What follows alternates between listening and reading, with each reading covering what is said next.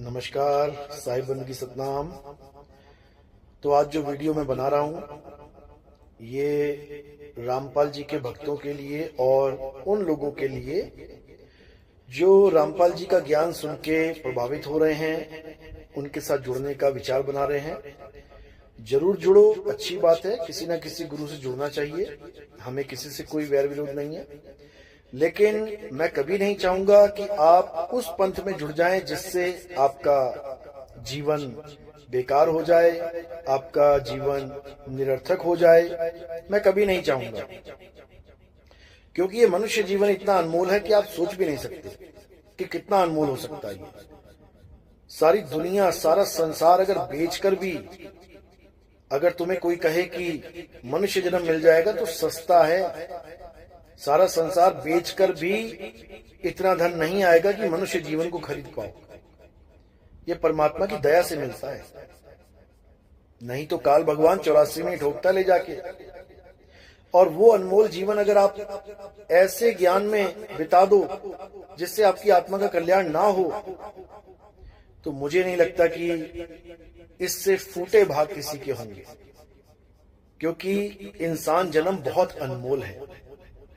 फूक फूक के कदम रखना चाहिए, हर प्रकार के ज्ञान को सुन के समझ के तब निर्णय लेना चाहिए कि आगे क्या करना है।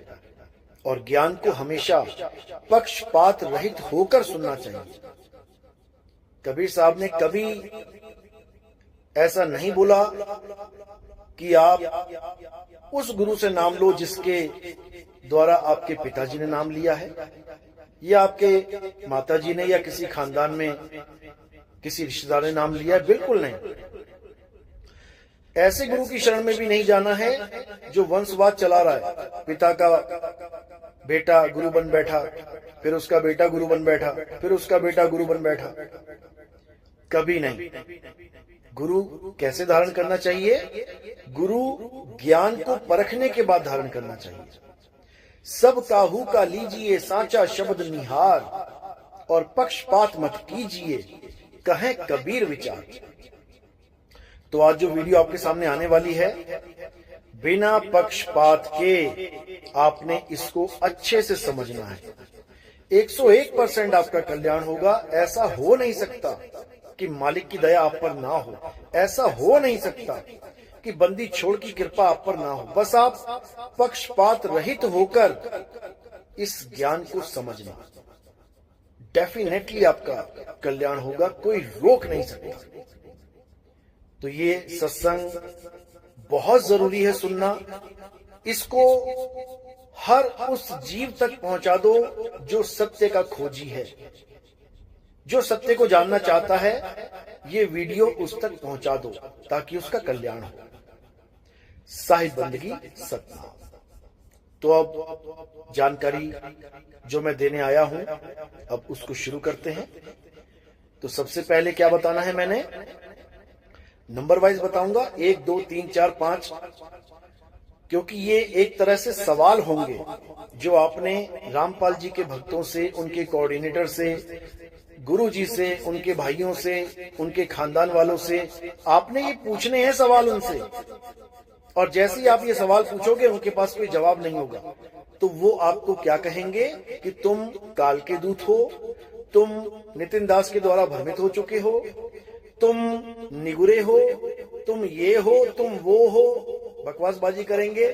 अगर पहले से कोई रामपाल जी का भगत होगा, सवाल पूछ लेगा तो उसको पीले पर्चे का डर देंगे, डराएंगे उसको, तुम्हारे नाम का पीला पर्चा निकाल देंगे, गुरुद्रोही घोषित कर देंगे, लेकिन ये जवाब नहीं दे पाएंगे।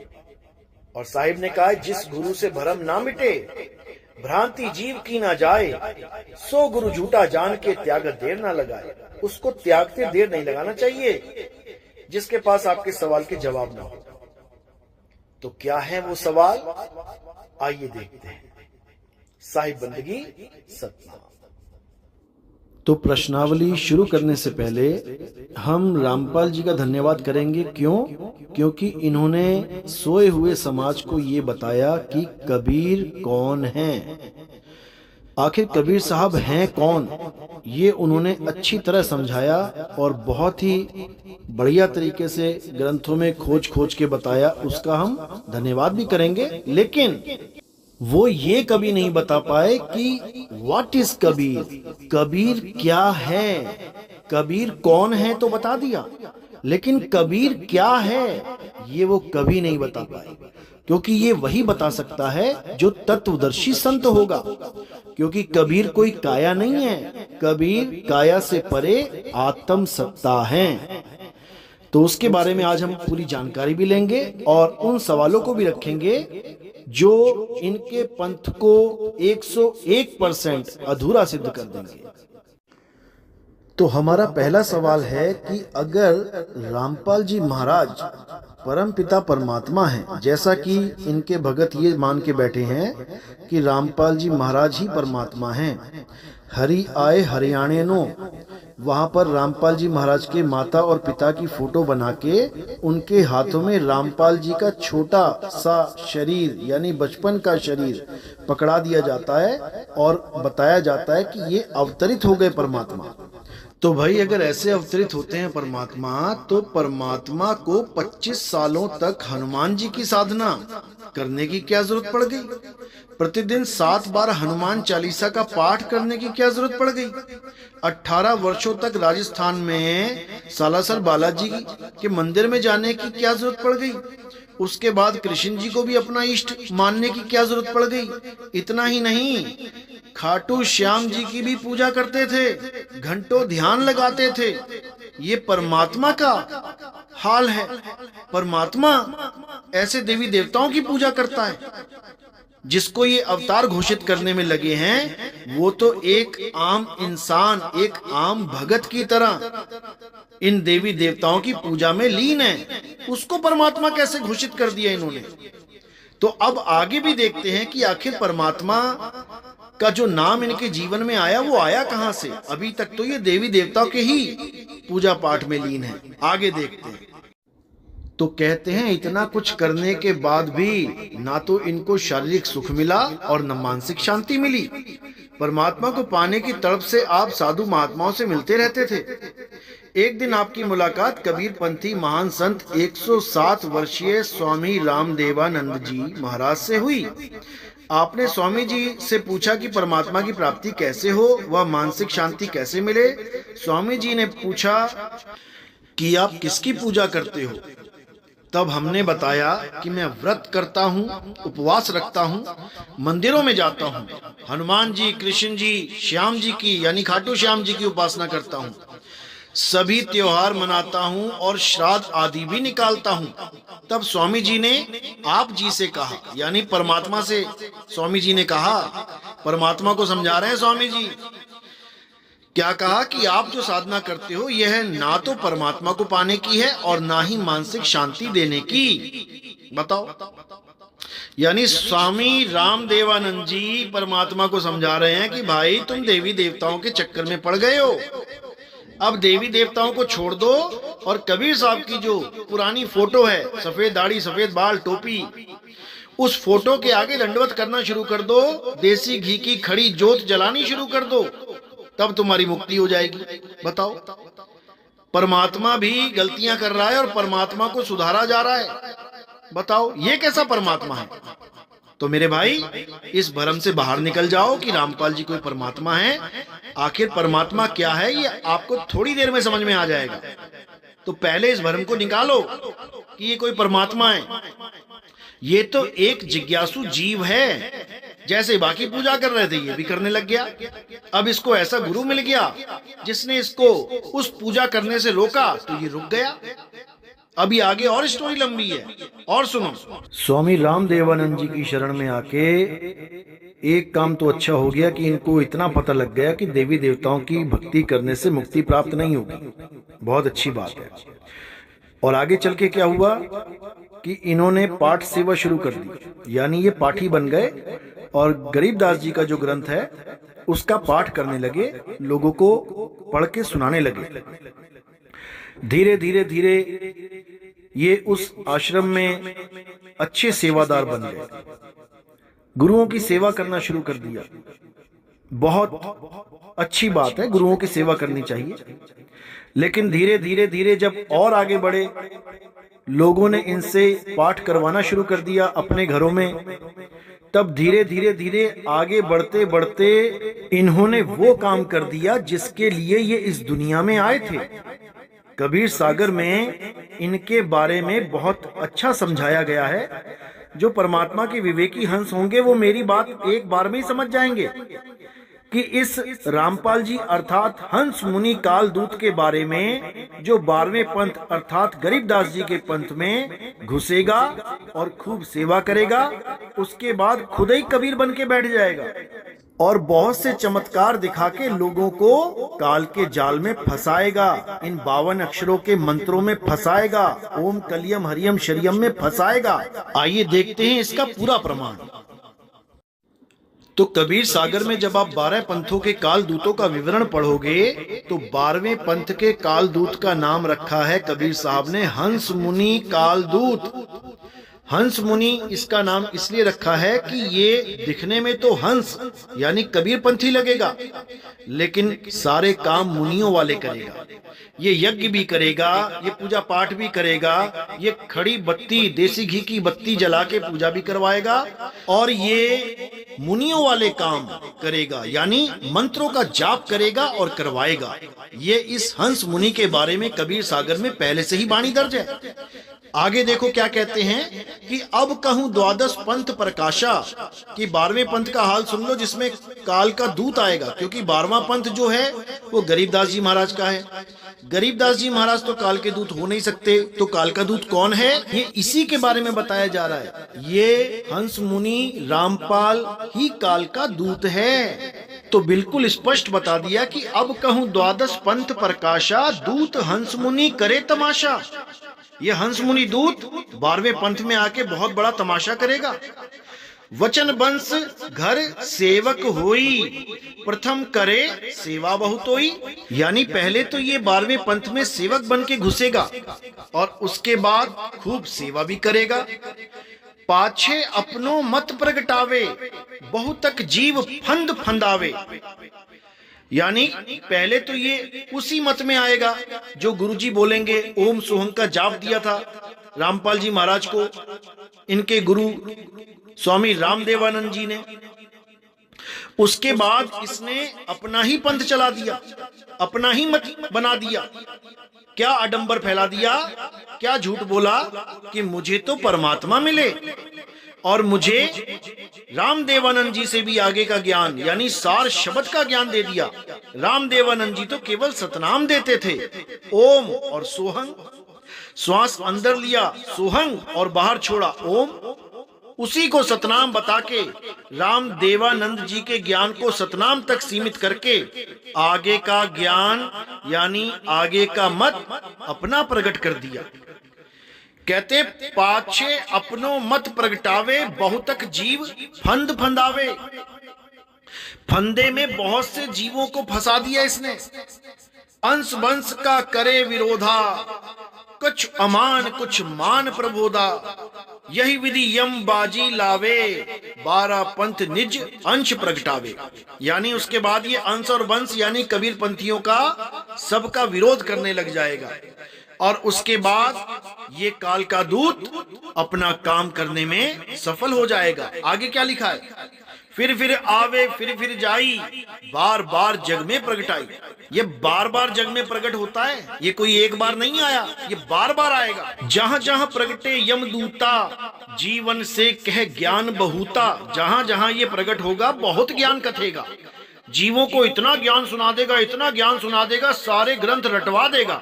मुंह जबानी ही सारे ग्रंथ रटे होंगे इसके चेलों के। गीता में ये अध्याय, कुरान में वो, बाइबल में वो, वेदों में वो, बस सारा ज्ञान ऐसा रटवा देगा जैसे तोते को रटवा दिया जाता है। लेकिन उससे होगा क्या, नाम कबीर धरावे आपा, कथित ज्ञान काया तह थापा। ये अपना नाम ही कबीर रख लेगा कि मैं ही कबीर हूं, हरि आए हरियाणे नो, मैं ही वो हरि हूं जो हरियाणे में आया, हरियाणे में पैदा हुआ। बताओ, नाम कबीर धरावे आपा, जैसे इनके भगत कहते हैं ना, बंदी छोड़ सतगुरु रामपाल जी की जय, यानी कि इन्होंने उसको परमात्मा ही घोषित कर दिया, क्योंकि बंदी छोड़ तो केवल कबीर हैं, कबीर साहब ही बंदी छोड़ हैं, और कोई बंदी छोड़ नहीं हो सकता। तो कहते हैं ये अपना नाम कबीर रखवा लेगा और क्या करेगा, कथित ज्ञान काया तह थापा, ये काया का ज्ञान पकड़ा देगा सबको कि परमात्मा क्या है, परमात्मा नर स्वरूप है, आदमी है परमात्मा, सतलोक में बैठा है आदमी के रूप में परमात्मा। ये जो ज्ञान काया तह थापा, ये काया का ही ज्ञान पकड़ा देगा। जबकि गरीबदास जी अपनी वाणी में कहते हैं कि मेरा परमात्मा ना नर है ना नारी। कबीर साहब कहते हैं हमारा परमात्मा नर और नारी नहीं है। ये मैं अभी प्रमाण दिखाऊंगा आपको, तब आप समझ पाएंगे कि कितना बड़ा शातिर काल का दूत है ये हंस मुनि।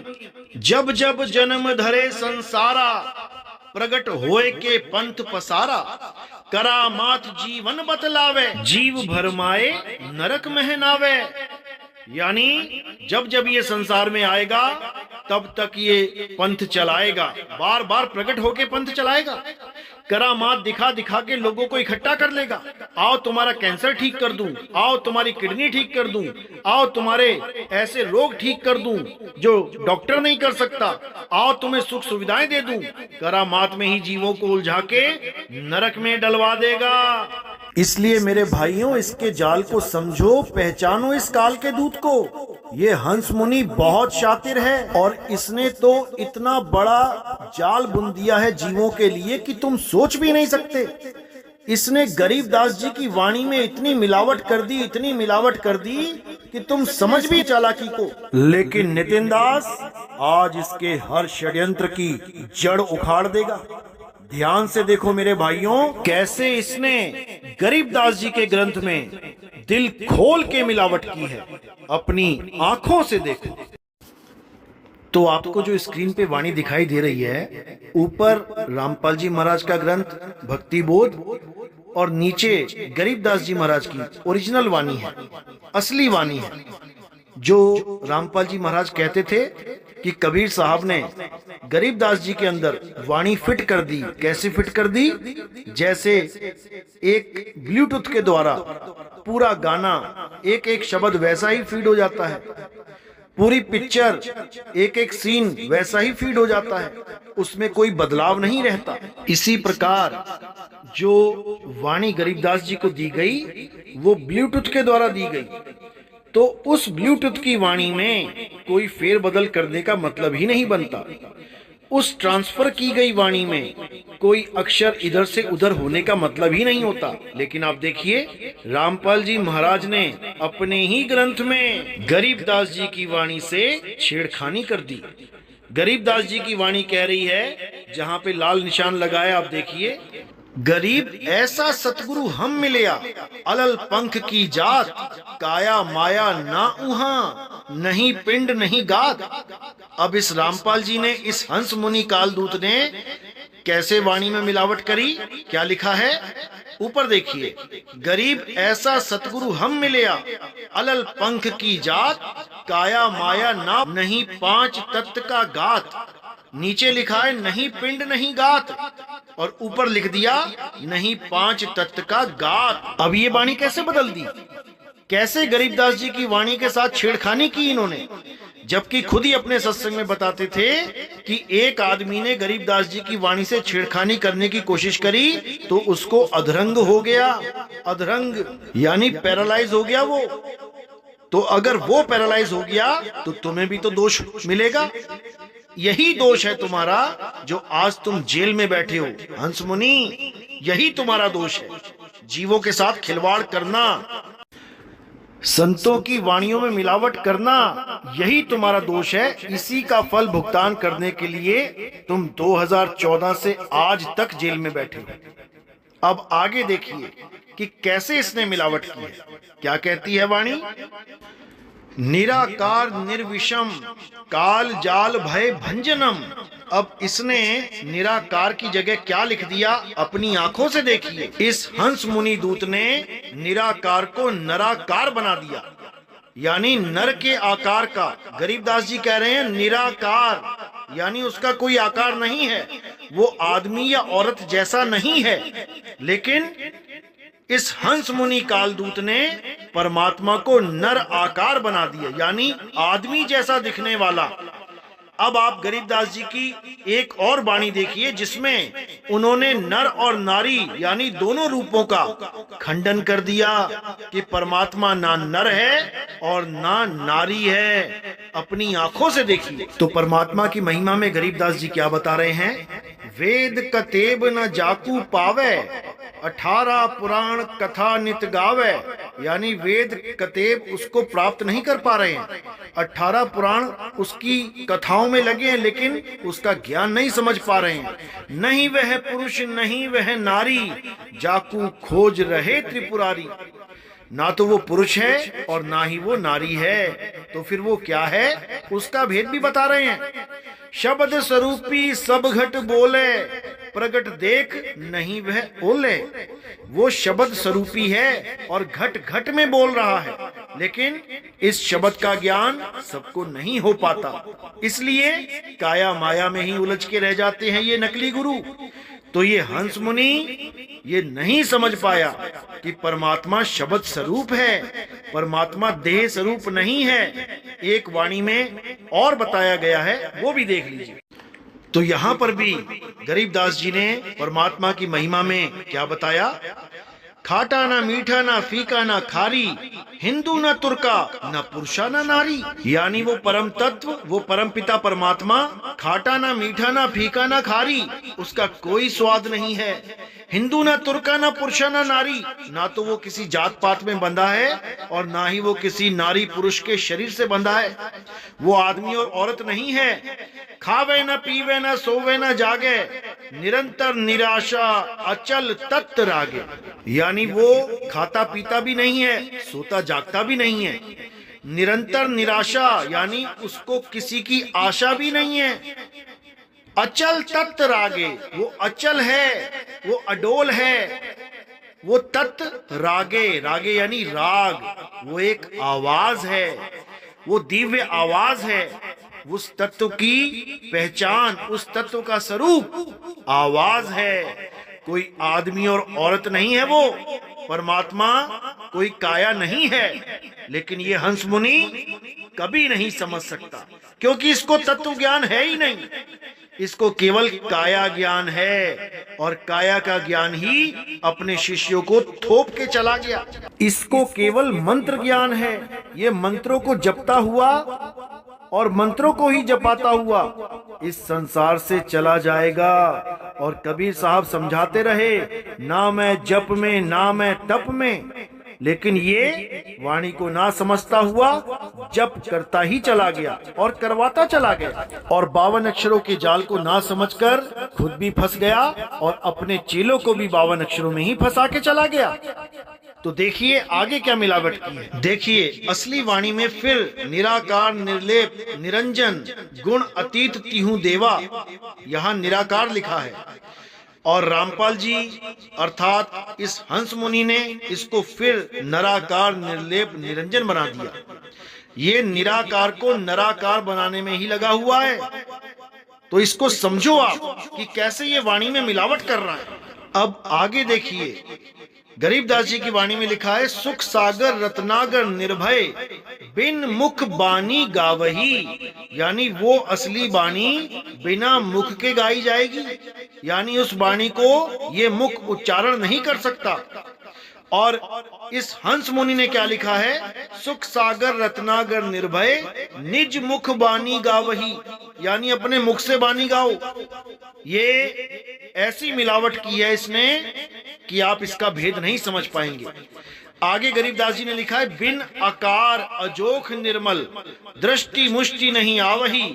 और इस हंस मुनि ने क्या लिखा है, झिन आकार अजोख निर्मल। बिन आकार को इसने झिन आकार बना दिया, ताकि कोई सवाल ना पूछे कि बिन आकार यानी कि बिना आकार के वो कैसा है परमात्मा। तो बिन को झिन बना दिया इसने, इतनी मिलावट की है इसने। आगे गरीबदास जी महाराज वाणी में कहते हैं, गरीब ऐसा सतगुरु हम मिलया, तेज पुंज के अंग, झिलमिल नूर जहूर है, रूप रेख नहीं रंग, यानी उसका कोई रूप रेख और रंग नहीं है। और इस हंस मुनि ने क्या मिलावट कर दी? गरीब ऐसा सतगुरु हम मिलया, तेज पुंज के अंग, झिलमिल नूर जहूर है, नर रूप श्वेत रंग। देखो श्वेत बना दिया इसने, सफेद रंग का आदमी बना दिया, नर रूप। और नीचे क्या लिखा है गरीबदास जी की असली वाणी में? रूप रेख नहीं रंग। ऐसी मिलावट करके इसने अपना जन्म बर्बाद कर लिया, इसीलिए जेल में बैठा है ये।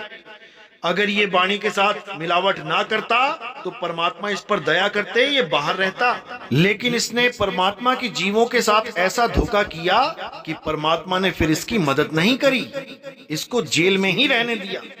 वरना मालिक चाहे तो क्या नहीं कर सकते, वो कभी भी इसको निकाल सकते हैं। लेकिन जीवों के साथ धोखा करने वाले का परमात्मा कभी साथ नहीं देते।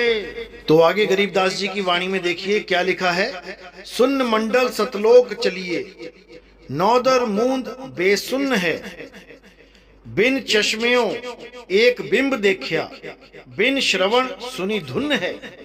उस दिव्य धुन को सुनने की बात बताई जा रही है, बिना श्रवण यानी बिना कानों के, उसको देखने की बात की जा रही है। लेकिन बिन चश्मियों, बिना निगाह के, बिना आंखों के।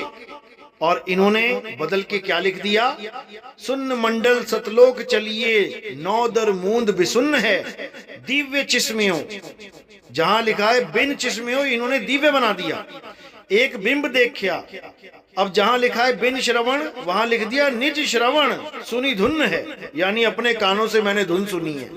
नीचे लिखा है बिन कानों के वो धुन सुनी मैंने, और ऊपर निज कान बना दिया इन्होंने, क्योंकि इनको उस भेद का नहीं पता कि परमात्मा की धुन को कैसे सुना जाता है। जिसके लिए बाबा नानक कहते हैं अखा वाजो देखना, बिन कन्नी सुनना, यानी उसको आंखों के बिना देखा जाएगा, बिना कानों के सुना जाएगा, बिना पैरों के चला जाएगा, बिना हाथों के करा जाएगा, बिना जीव के बोला जाएगा। जीवा वाजो बोलना, यू जीवित मरना, नानक हुक्म पछाण के तौ खस में मिलना। उस खसम के यानी उस सतगुरु के चरण कमल में हम रहेंगे जाके। देखो लिखा भी है, चरण कमल में हंस रहते, बहुरंगी बरियाम है, सूक्ष्म मूर्त श्याम सूरत, अचल अभंगी राम है। वो अचल है, वो चलता नहीं है, वो अचल है। और उस अचल के चरणों में ये जीव जब समाएगा तो वो भी अचल हो जाएगा। लेकिन ये हंस मुनि इस अचल अवस्था को जानता ही नहीं है। जबकि गरीबदास जी की वाणी कहती है सतगुरु के लक्षण कहूं, अचल विहंगम चाल, हम अमरापुर ले गए ज्ञान शब्द सरघाल। इसको अचल का पता ही नहीं है, अचल होता क्या है। गीता में अध्याय 2 24वां श्लोक यही समझा रहा है कि वो आत्म राम, वो परमात्मा अचल है, सदा स्थिर रहने वाला है। उसके चरणों में हमने लीन हो जाना है तो हम भी अचल हो जाएंगे। लेकिन इस भेद को ये हंस मुनि नहीं जानता, इसको केवल मंत्र जपने का ही ज्ञान है। ये जपी है, तपस्या छुड़वाता है, वरना तपी भी हो जाता ये। तो जपी और तपी और सन्यासी किसी का कल्याण नहीं कर सकते। केवल और केवल अचल आत्मा का भेद रखने वाले, अचल आत्मा का भेद समझाने वाले सतगुरु ही हमारा कल्याण कर सकते हैं। ये हंस मुनि जैसे कालदूत अक्षरों के जाल में ही उलझे रह जाएंगे, ये किसी का कल्याण नहीं कर सकते। गरीबदास जी समझा रहे हैं अक्षर ज्ञान गलत है भाई, निह अक्षर निस्तारा, शंख कमल दल कल अजरावर, सकल रूप से न्यारा। यानी ये अक्षरों का ज्ञान बिल्कुल गलत है। जो तुम नाम जप रहे हो ये बिल्कुल गलत है। कोई नाम नहीं जपना, नाम है जप में, नाम है तप में। 1000 बार समझा के चले गए कबीर साहब, लेकिन इनके समझ में नहीं आ रहा। तो गरीबदास जी भी समझा रहे हैं ये 52 अक्षरों के जाल को समझो और इन 52 अक्षरों के जाल को तोड़ दो। ये 52 अक्षर लेख में आते हैं, यानी लिखने में आते हैं, और जो लेख में आ जाए वो परमात्मा का नाम, परमात्मा का सच्चा नाम नहीं है, वो 52 अक्षर है। तो क्या समझा रहे हैं गरीबदास जी महाराज? 4 वेद पंडित पढ़या रंग होरी हो, 52 अक्षर लेख राम रंग होरी हो। यानी हे पंडित, तू 4 वेदों को पढ़ के ये 52 अक्षरों को रट के ज्ञानी बन बैठा। अरे ये 52 अक्षर लेख राम रंग होरी हो, ये 52 अक्षर तो लेख है और वो परमात्मा का नाम अलेख है। ये 52 अक्षर लेख पकड़ के तू पार नहीं हो सकता। इन 52 को छोड़ और उस अलेख को पकड़ जो लिखा नहीं जा सकता। ओ अक्षर या में नाही राम रंग होरी हो, यानी इन 52 अक्षरों में वो असली अक्षर नहीं आता, वो परमात्मा का असली नाम 52 अक्षरों में नहीं आता। उसको जान, रहे शेष का शीश राम रंग होरी हो। यानी अब 52 अक्षरों से परे उस नी अक्षर को जानेगा तभी कल्याण होगा, अन्यथा नहीं होगा। तो आगे कह रहे हैं कागज कलम कलेश राम रंग होरी हो। ये कागज कलम कलेश है, इसको छोड़ दे। कागज के ऊपर कलम से लिखने वाले जितने भी नाम हैं ये सब नकली नाम हैं, कृत्रिम नाम हैं। इसको त्याग और सतनाम को जान। तो कह रहे हैं कागज कलम कलेश है रंग होरी हो, स्याही का नहीं काम राम रंग होरी हो। इस हंस मुनि ने लोगों को क्या भरमा दिया कि 52 अक्षर तो संस्कृत भाषा के अक्षर हैं, लेकिन असल में 52 अक्षर क्या हैं? जो स्याही के द्वारा लिखे जाएं वही 52 अक्षर कहलाते हैं। अरे स्याही का नहीं काम राम रंग होरी हो, देह माही विदेह है राम रंग होरी हो, बिन ही रसना नाम राम रंग होरी हो। यानी बिना रसना के वो नाम है, बिना जीव के वो नाम है, वो बोलने लिखने पढ़ने में नहीं आता। देही माही विदेह, वो असली राम, वो असली नाम विदेह है और इस देह में ही उसका दीदार होगा। लेकिन भेदी गुरु बताए तब समझ में आता है। तो ये कागज कलम कलेश के चक्कर में सारी दुनिया को बेवकूफ बना रहा है और सबका जन्म बर्बाद करके चला जाएगा। तो साहिब की दया से अब नितिन दास इसका सारा भेद खोल देगा। ये जितने भी 52 अक्षर के कृत्रिम यानी नकली नाम हैं इसको छुड़वा दिया जाएगा और परमात्मा का असली नाम जिसको सतनाम कहते हैं लखा दिया जाएगा। देखिए गुरु ग्रंथ साहब में वाणी क्या कहती है। सगल नाम निधान तिन पाया, अनहद शब्द मणि व जंगा, कीर्तम नाम कथे तेरे जीबा, सत्य नाम तेरा परापुर बला। यानी सगल नाम निधान तिन पाया, यानी परमात्मा का असली नाम, सारे नामों से बड़ा वो सतनाम, वो अनहद शब्द मैंने पा लिया जिसकी कोई हद ही नहीं है। कीर्तम नाम कथे तेरे जीबा, इस मुख से बोले जाने वाले सारे तेरे नाम कीर्तम यानी नकली नाम है, आर्टिफिशियल नेम। सत्य नाम तेरा परा पुरबला, हे परमात्मा तेरा सच्चा नाम सतनाम है, पुरबला है।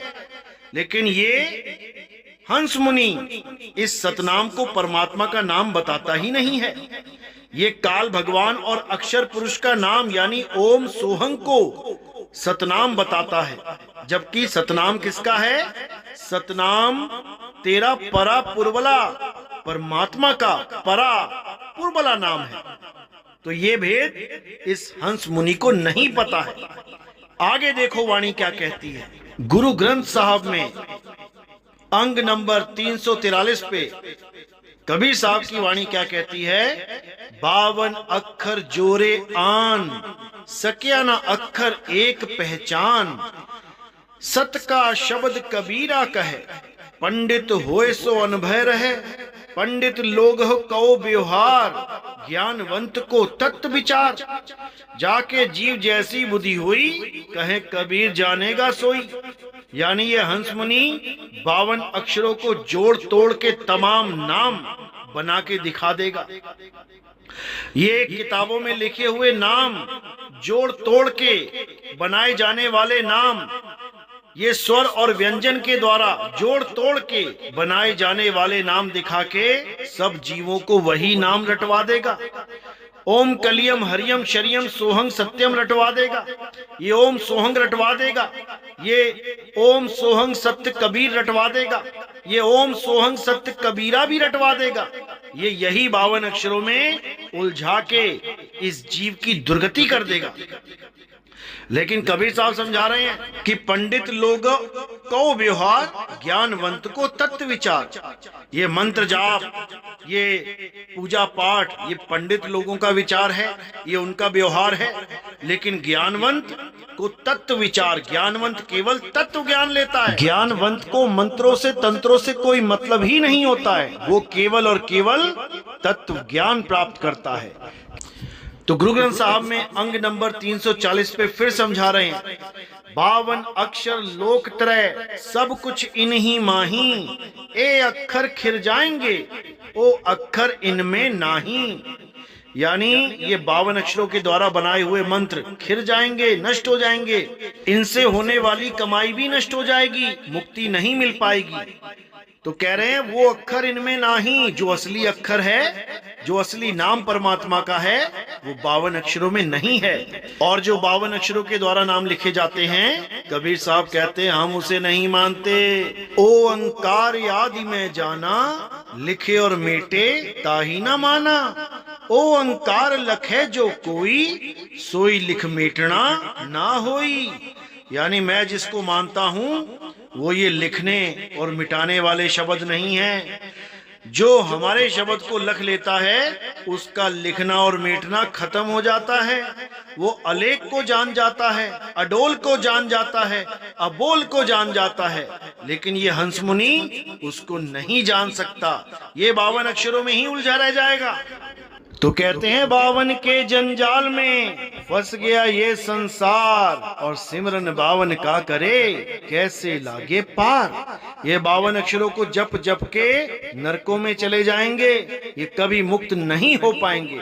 लेकिन परमात्मा के जो सच्चे हंस हैं, जो मालिक के विवेकी हंस हैं, वो अपने स्वरूप को जानेंगे, इस 52 अक्षर का खेल खत्म कर देंगे। तो इस हंस मुनि के बारे में कबीर साहब ने पहले ही कबीर सागर ग्रंथ में लिखवा दिया था, ताकि परमात्मा के बच्चे इस हंस मुनि को अच्छे से समझ जाएं, इसके जाल को तोड़ें और उससे आजाद हो जाएं। आज वैसे भी 15 अगस्त है, इसके जाल को तोड़ना है और आज आजादी दिवस में इसके जाल से आजाद हो जाना है। अभी तो शुरुआत है, इसके ऊपर मैं कम से कम 5 ऐसी ही वीडियो बनाऊंगा ताकि सारे जीव हंसों का निबेड़ा हो जाए, सारे जीव हंसों का जाल कट जाए। इस हंस मुनि के जाल से सारे परमात्मा के जीव आजाद हो जाएं। तो इस हंस मुनि का खेल 12वें पंथ में जब खत्म होता है, तब परमपिता परमात्मा का खेल शुरू होता है, जिसके लिए कबीर साहब ने कहा था, धर्मदास मेरी लाख दुहाई, ये मूल ज्ञान बाहर ना जाई। इस मूल ज्ञान को बाहर मत निकालना। कब तक नहीं निकालना? मूल ज्ञान तब लग छुपाई, जब लग 12 पंथ ना मिट जाई। जब तक इस हंस मुनि कालदूत का खेल खत्म नहीं होता, तब तक इस ज्ञान को हम उजागर नहीं होने देंगे। और जैसे ही 11 अक्टूबर 2018 को ये हंस मुनि जब आखिरी सांस तक उम्र कैद की सजा प्राप्त करता है, उसी के अगले दिन इसको जेल हो जाती है, और उसी के अगले दिन हमारा YouTube चैनल यानी कबीर साहब का 13वें पंथ का ज्ञान उजागर हो जाता है। 13 अक्टूबर 2018 को हमारा YouTube चैनल यानी कबीर साहब का 13वां पंथ पूरे संसार में उजागर हो जाता है। इसको कहते हैं संत वचन पलटे नहीं, पलट जाए ब्रह्मांड। और ये हंस मुनि जब से जेल गया है, तब से 50 बार ये तारीख फिक्स कर चुके हैं, गुरुजी अब निकलेंगे, गुरुजी अब निकलेंगे, 2015 में निकलेंगे, 16 में निकलेंगे, 17 में निकलेंगे। हजारों बार ये डेट चेंज करते रहे। क्योंकि ये संत नहीं, ये काल दूत हैं। इनकी परमात्मा अब सुनने वाला नहीं। अब परमात्मा के बच्चे जाग के, इनको त्याग के इस जंजाल से बाहर निकलेंगे। तो मेरे भाइयों, ये पहला पार्ट है। इस पार्ट को ज्यादा से ज्यादा वायरल करो। इस हंस मुनि काल दूत के शिष्यों तक इस वीडियो को पहुंचाओ और उनसे जवाब मांगो कि गरीबदास जी की वाणी के साथ छेड़छाड़ करने का अधिकार आपको किसने दिया है? कैसे आपने वाणी के साथ छेड़छाड़ किया? इनसे जवाब मांगो। ये तो अभी 1-2 सवाल ही हैं। अभी ऐसे ऐसे वीडियो आएंगे कि इस हंस मुनि की जड़ें उखाड़ दी जाएंगी। अभी तो शुरुआत है, अब इसका अंत करके ही दम लेंगे। साहिब बंदगी सतनाम। जय बंदी छोड़, जय सतनाम।